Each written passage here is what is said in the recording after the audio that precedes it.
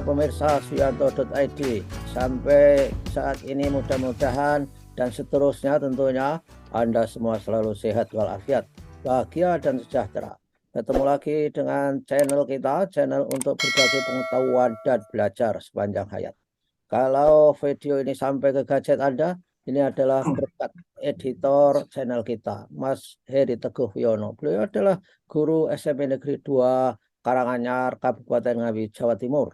Nah, saudara, kita akan mendiskusikan tentang bagaimana nasib guru yang sudah lolos dan mendapatkan SK P3K yang sudah direkrut tahun 2022.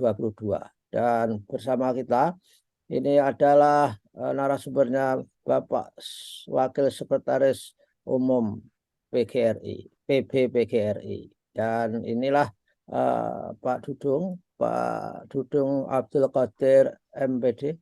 Assalamualaikum warahmatullahi wabarakatuh, Pak Dudung. Waalaikumsalam warahmatullahi wabarakatuh, Prof.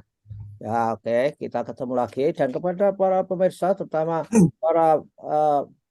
para guru yang masuk skim P3K, jangan lupa klik subscribe agar channel ini bisa tetap eksis untuk menyalurkan suara hati nurani kalian kepada pemangku kepentingan, terutama pemerintah pusat dan pemerintah daerah.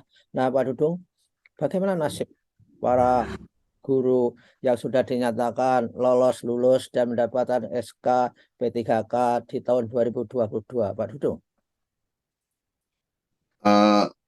Begini, Prof. Bismillahirrahmanirrahim.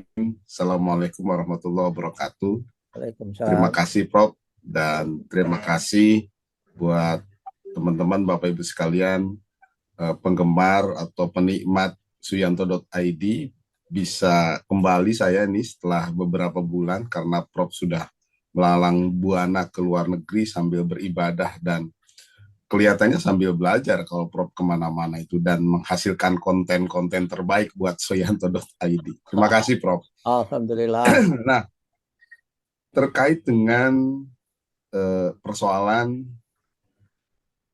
yang terjadi saat seleksi P3K, ini sebetulnya bukan lagi saat seleksi.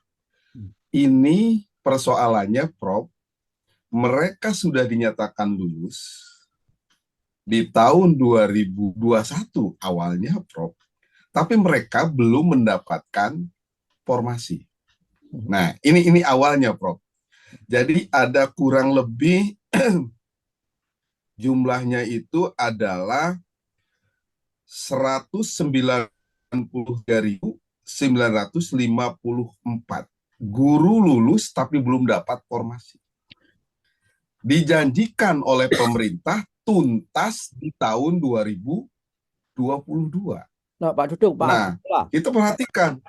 Maaf Pak Dudung, jumlahnya ya? Berapa tadi supaya diperjelas awalnya tahun 2021 tadi, Pak Dudung? 2021 itu yang dinyatakan lulus tapi belum mendapatkan formasi, ini jumlahnya itu menurut data dari Kemenpan RB adalah 193.954 guru. Ya. Nah, kurang lebih itu ada kurang lebih 46 guru swasta. Kurang lebih. 40 ribuan lah guru swasta. Nah, Prof, baik guru negeri maupun guru swasta, ini menyisakan keprihatinan yang luar biasa buat pengurus besar Persatuan Guru Republik Indonesia. Hampir 1 tahun mereka dijanjikan untuk diangkat dan mendapatkan SK. Tetapi nyatanya sampai saat ini sebagian besar mereka belum mendapatkan SK karena persoalan-persoalan antara komunikasi pemerintah pusat dengan pemerintah daerah yang menurut kami lagi-lagi komunikasi, koordinasi, kolaborasi pemerintah pusat melalui Kemendikbudristek dan Kemenpan RB masih perlu ditingkatkan. Kenapa? Yang terjadi adalah usulan dari pemerintah daerah belum memenuhi kuota bagi mereka yang dinyatakan lulus. Nah itu sehingga terganjal mereka untuk mendapatkan SK P3K di tahun 2022. Nah, hari ini di tahun 2023 pun belum ada kejelasan yang pasti kapan mereka mendapatkan SK. Padahal, Prof, banyak guru-guru swasta yang diangkat oleh pemerintah dinyatakan lulus sudah dibebas tugaskan. Hampir 10 bulan mereka tidak mendapatkan gaji dari guru dari sekolah tempat mereka bertugas sebelumnya, sambil mereka ada yang jualan macam-macam untuk menyambung hidupnya. Kalau sudah seperti ini, siapakah yang harus bertanggung jawab, Prof? Jadi, kalau bahasa kami, Prof, seharusnya, sekali lagi, seharusnya, kalau sudah dinyatakan lulus, itu harusnya sudah mendapatkan tempat. Ya. Sehingga apa? Mereka itu tidak lagi terkatung-katung, tidak lagi terus menerima angin surga, tapi angin surganya hanya sepoi-sepoi dan hanya mengipasi-ipasi badannya. Dan kami berharap pemerintah segera memberikan SK kepada saudara-saudara kita, guru-guru kita yang sudah berkontribusi baik di negeri maupun di swasta. Begitu, Prof. Ya. Dan itu saya kira merupakan ada yang sangat sulit bagi guru-guru yang sudah menerima SK P3K tapi belum ditempatkan dan sudah meninggalkan pos lama, sudah meninggalkan rezekinya. Apakah ada, Pak Dudung, usaha-usaha informal dalam arti ya tidak formal dalam bentuk misalkan saja dia bisa ngajar lagi, terutama yang swasta sambil menunggu. Ada nggak itu terjadi di sekolah swasta tertentu, Pak Dudung? Nah, ada beberapa swasta yang memang yayasannya atau pihak sekolahnya bijak. Sambil menunggu SKP 3K, mereka tetap mengajar. Ada swasta-swasta yang memang profesional, Prof. Kalau memang Anda mau memilih di P3K, silahkan Anda tinggalkan sekolah ini. Itu bukti bahwa yayasan tersebut adalah profesional, bukan diskriminatif. Ya. Kenapa? Karena mereka sudah membina dengan begitu susah payah, hampir 10 tahun, 8 tahun mereka membina, tiba-tiba diambil oleh pemerintah melalui P3K. Padahal, Prof, konsep P3K adalah penyelesaian bagi kekurangan guru di sekolah negeri. Ya. Dan itu, Prof, hanya untuk yang usianya itu di atas 36, di atas 35 tahun, karena mereka tidak bisa ikut tes. Kalau yang di bawah 35 tahun, mereka ada kesempatannya, yakni untuk ASN, untuk PNS. Jadi sebetulnya untuk jalan tengah bagi mereka yang sudah tidak bisa ikut lagi CPNS, itu solusinya adalah P3K. Tapi dibuka seluas-luasnya secara umum, sehingga menimbulkan masalah baru, Prof. Ya, jadi tidak ini persoalan. Nah, harus dicarikan lagi solusinya. Jadi menyelesaikan masalah dengan masalah, bukan menyelesaikan masalah dengan solusi. Itu, Prof. Itu yang ingin saya katakan. Nah, ini Pak Dudung, ini kan menyangkut puluhan bahkan ratusan ribu nasib orang. Tidak saja nasib orang, nasib kualitas pendidikan kita, saya kira, Pak Dudung. Jelas guru itu kurangnya banyak sekali dan di negeri. Nah, apa usaha PGRI, Pak Dudung, ini untuk membantu mencari solusi terhadap persoalan ini yang menguntungkan, yang win-win, baik bagi pemerintah maupun bagi guru P3K yang sudah dinyatakan lulus, sudah menerima SK tetapi tidak ditempatkan, padahal sudah meninggalkan pos lama sehingga dia tidak memiliki take home pay. Gimana, Pak Dudung? Nah, PGRI komitmen dan konsisten, Prof, mengikuti rekomendasi dari PISA sejak tahun 2018. Bahwa salah satu rekomendasi dari PISA itu adalah pemerintah harus melakukan peningkatan kompetensi guru. Itu satu. Yang pengertian PGRI dalam menyelesaikan peningkatan kompetensi guru itu berawal dari penyelesaian kekurangan guru. Bagaimana mau meningkatkan kompetensi guru kalau gurunya saja masih kurang? Bagaimana mau menyelesaikan peningkatan kompetensi guru kalau kesejahteraannya guru juga masih jauh? Jadi harus ada peningkatan status. Dan bagaimana mau meningkatkan kompetensi guru kalau kesejahteraan gurunya masih rendah?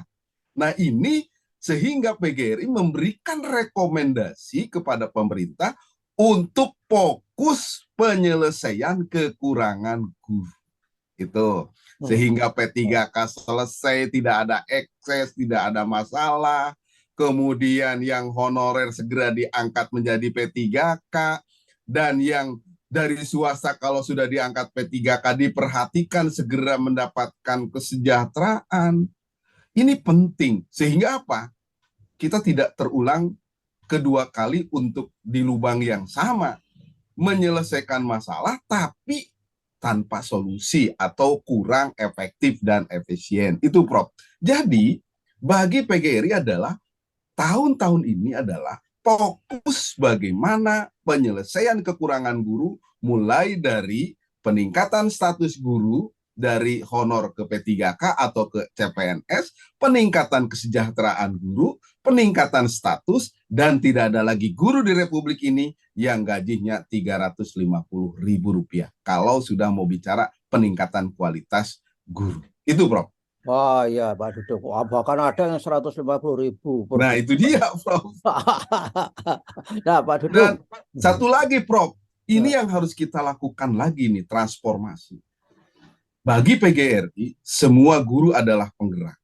Semua sekolah adalah penggerak. Jadi tidak boleh ada lagi di Republik ini diskriminasi.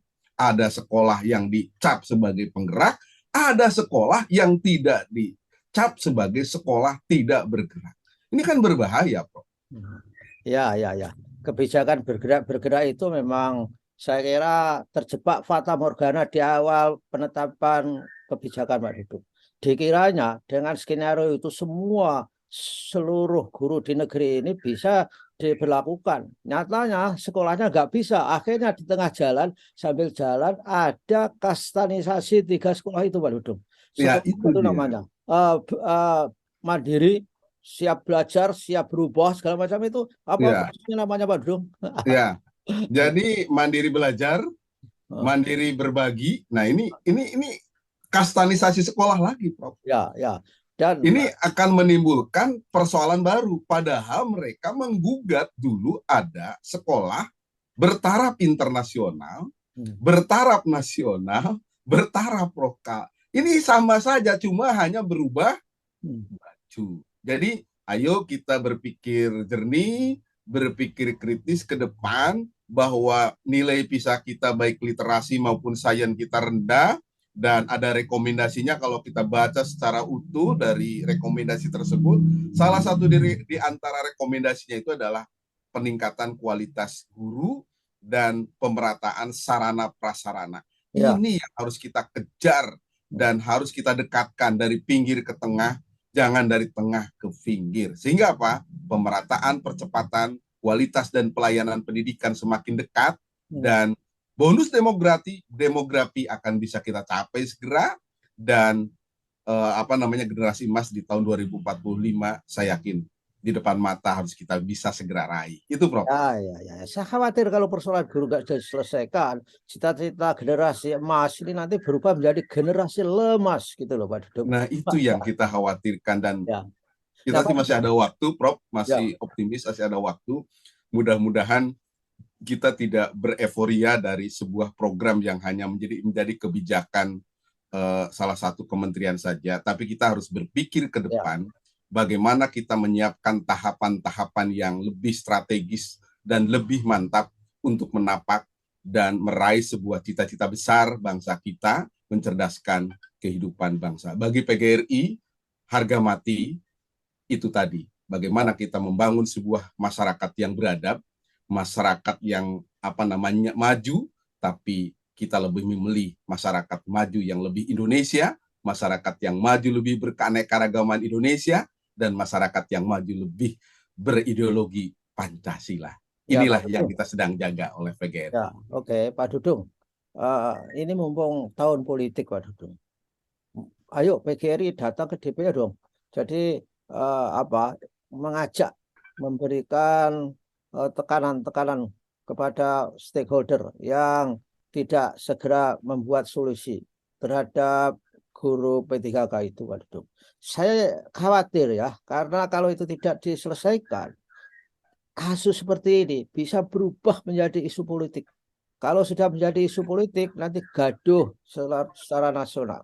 Oleh karena itu, saya menghimbau Pak Dudung mengajak teman-teman PGRI ataupun persatuan-persatuan penyelenggara sekolah swasta itu ke DPR untuk ikut menyelesaikan, memberi solusi secara politis terhadap guru-guru P3K itu, mumpung belum meledak menjadi isu politik.